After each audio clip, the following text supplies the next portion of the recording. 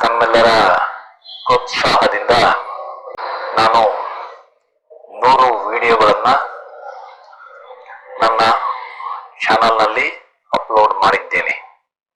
ಇದಕ್ಕೆಲ್ಲ ಪ್ರೋತ್ಸಾಹ ನೀಡಿದ ತಮಗೆಲ್ಲರಿಗೂ ಆತ್ಮೀಯ ನಮಸ್ಕಾರಗಳು.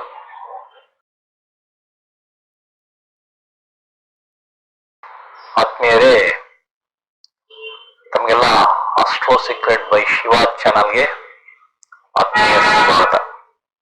ನಾನು ಜ್ಯೋತಿಷ್ಯದಲ್ಲಿ ಕಲಿತ ಹಲವಾರು ವಿಷಯಗಳನ್ನ ಈ 12 ರಾಶಿಗಳ ಭವಿಷ್ಯಗಳ ಬಗ್ಗೆ ಈ ವಿಡಿಯೋ ಸರಣಿಗಳ ಮೂಲಕ ತಮ್ಮ ಮುಂದೆ ತರುತ್ತಿದ್ದೇನೆ.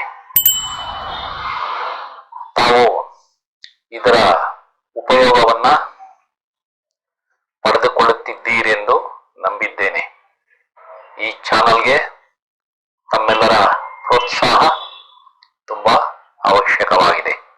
ತಾವು ಹೆಚ್ಚು ಪ್ರೋತ್ಸಾಹ ನೀಡಿದಷ್ಟು ಇನ್ನೂ ಉತ್ತಮವಾಗಿ ತಮ್ಮ ಮುಂದೆ ಈ ಜ್ಯೋತಿಷ್ಯದ ಬಗ್ಗೆ ವಿಷಯಗಳನ್ನ ಪ್ರಸ್ತುತಪಡಿಸಲು ನನಗೆ ಸಹಾಯವಾಗುತ್ತದೆ. ಆತ್ಮೀಯರೇ, ಈಗ ದಿನಾಂಕ 11/5/2024ರಿಂದ 24/5/2024ರವರೆಗೆ 12 ರಾಶಿ ಅಥವಾ ಲಗ್ನಗಳ ಭವಿಷ್ಯವನ್ನ ತಿಳಿದುಕೊಳ್ಳಲು ಪ್ರಯತ್ನಿಸೋಣ. ಈ ಭವಿಷ್ಯವನ್ನ ತಿಳಿದುಕೊಳ್ಳುವ ಮುಂಚೆ ತಾವು ಈ ವಿಶೇಷ ಸೂಚನೆಗಳನ್ನ ತಿಳಿದುಕೊಳ್ಳಬೇಕು. ರಾಶಿ ಚಕ್ರದಲ್ಲಿ ನವಗ್ರಹಗಳ ಸಂಚಾರದ ಮೇಲೆ ಪ್ರತಿಯೊಂದು ಲಗ್ನ ಅಥವಾ ರಾಶಿಗೆ ಈ ಭವಿಷ್ಯವನ್ನ ಕೊಡಲಾಗಿದೆ. ಒಂದು ಗ್ರಹದಿಂದ, ಉದಾಹರಣೆಗೆ ಗುರು ಅಥವಾ ಶನಿಯ ಸಂಚಾರದ ಮೇಲೆ ಭವಿಷ್ಯ ಹೇಳಲು ಆಗುವುದಿಲ್ಲ. ಪ್ರತಿಯೊಂದು ಗ್ರಹವು ನಮ್ಮ ಭವಿಷ್ಯಕ್ಕೆ ತನ್ನದೇ ಆದ ಕೊಡುಗೆಯನ್ನ ನೀಡುತ್ತದೆ.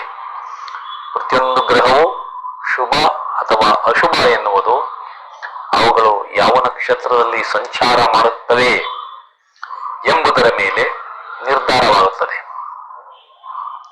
ಚಂದ್ರನ ಸಂಚಾರ ಒಂದು ಭಾವದಿಂದ ಇನ್ನೊಂದು ಭಾವಕ್ಕೆ 2 ಕಾಲರಿಂದ 2.5 ದಿನದಲ್ಲಿಯೇ ಆಗುವುದರಿಂದ ಆ ಗ್ರಹವನ್ನು ಈ ಭವಿಷ್ಯದಲ್ಲಿ ಉಪಯೋಗ ಮಾಡಿಲ್ಲ. ನಿಮ್ಮ ಜನ್ಮ ಜಾತಕ ಮತ್ತು ದಶಾಭುಕ್ತಿ ಅಂತರ್ಭುಕ್ತಿಗಳು ಸಹ ಭವಿಷ್ಯ ನೋಡಲು ಬೇಕಾಗುತ್ತವೆ.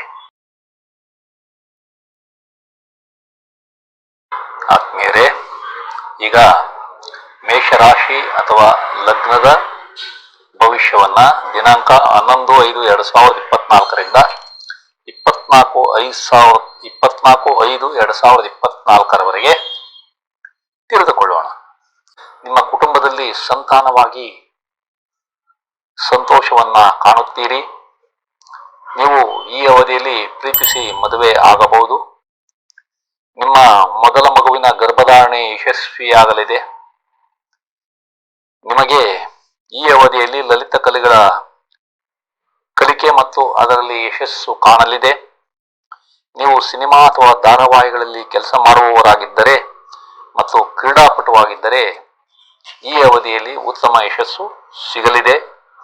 ನಿಮ್ಮ ಸಂಗಾತಿ ಅಥವಾ ಪಾಲುದಾರರಿಗೆ ಅದೃಷ್ಟ ಚೆನ್ನಾಗಿರುತ್ತದೆ. ನಿಮ್ಮ ಸ್ಟಾಕ್ ಮತ್ತು ಶೇರ್ ವ್ಯವಹಾರ ಯಶಸ್ಸು ಕಾಣಲಿದೆ. ನಿಮಗೆ ಒಳ್ಳೆಯ ನೆಮ್ಮದಿ ಮತ್ತು ಪೂರ್ಣ ತೃಪ್ತಿ ಸಿಗಲಿದೆ. ನಿಮ್ಮ ತಾಯಿ ಸಂತೋಷದಿಂದಿದ್ದು ಅವರಿಗೆ ಒಳ್ಳೆಯ ಆರೋಗ್ಯ ಇರುತ್ತದೆ. ನಿಮ್ಮ ಮನೆಯಲ್ಲಿ ಈ ಅವಧಿಯಲ್ಲಿ ಶಾಂತವಾದ ವಾತಾವರಣ ಇರುತ್ತದೆ. ನಿಮಗೆ ವಾಹನ, ಜಮೀನು ಅಥವಾ ತೋಟ ಖರೀದಿಯಲ್ಲಿ ಯಶಸ್ಸು ಸಿಗಲಿದೆ. ನಿಮಗೆ ಪಿತ್ರಾರ್ಜಿತ ಆಸ್ತಿಗಳು ಲಭ್ಯವಾಗುವ ಸಂಭವ ಇದೆ.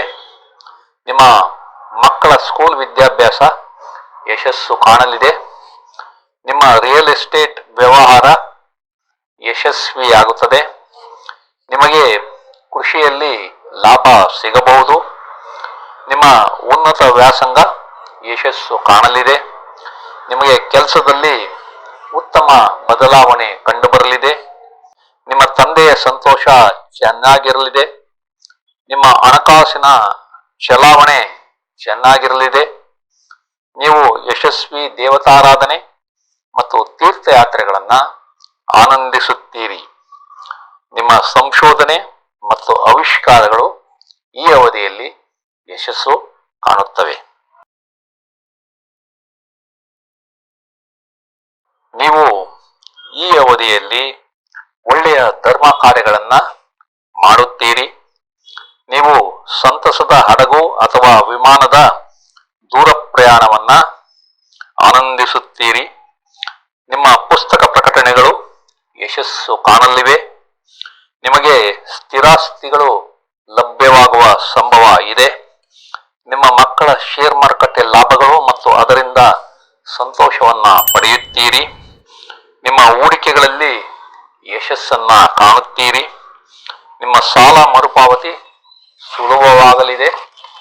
ನಿಮ್ಮ PhD ಪದವಿ ಯಶಸ್ಸು ಕಾಣಲಿದೆ.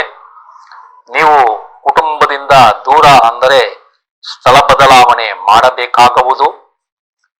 ನೀವು ವಿದೇಶದಲ್ಲಿ ವಾಸ ಮತ್ತು ಅಲ್ಲಿ ಯಶಸ್ಸನ್ನ ಕಾಣುತ್ತೀರಿ.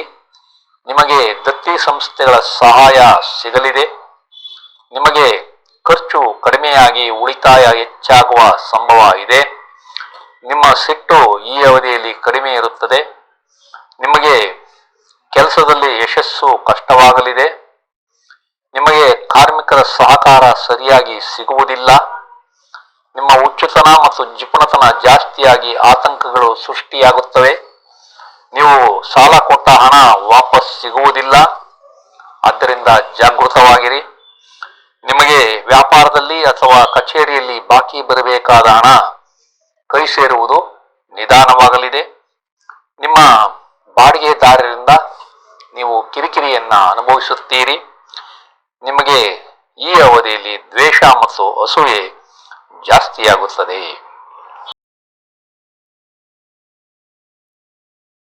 ನಿಮ್ಮ ಮೊದಲ ಮಕ್ಕಳ ಕೆಲಸ ಮತ್ತು ಬ್ಯಾಂಕ್ನಲ್ಲಿನ ಹಣಕಾಸು ಪರಿಸ್ಥಿತಿ ಚೆನ್ನಾಗಿರುವುದಿಲ್ಲ.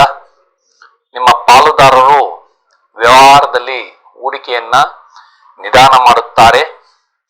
ನಿಮ್ಮ ಪಾಲುದಾರರಿಗೆ ಲಾಭವಾಗುವ ಸಂಭವ ಇದೆ.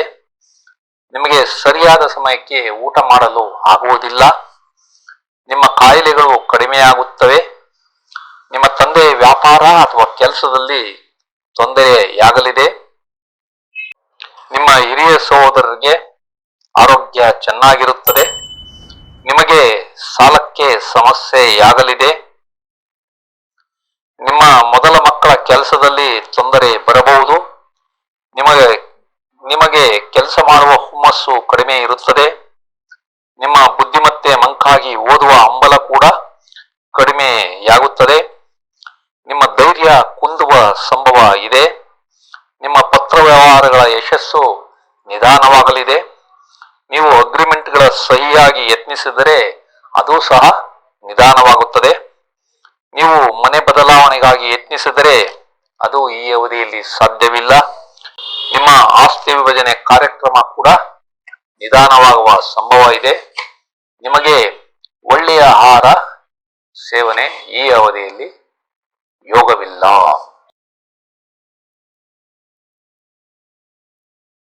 ಆತ್ಮೀಯರೇ, ಈ ಎಲ್ಲಾ ವಿವರಗಳು ನಮಗೆ ಇಷ್ಟವಾದರೆ ಈ ಚಾನಲ್ ಅನ್ನ ನಮ್ಮ ಬಂಧು ಮಿತ್ರರಿಗೆಲ್ಲ ಶೇರ್ ಮಾಡಿ, ಅವರು ಸಹ ಈ ಚಾನಲ್ಗೆ ಸಬ್ಸ್ಕ್ರೈಬ್ ಆಗುವಂತೆ ಮಾಡಿ ಪ್ರೋತ್ಸಾಹ ನೀಡಬೇಕೆಂದು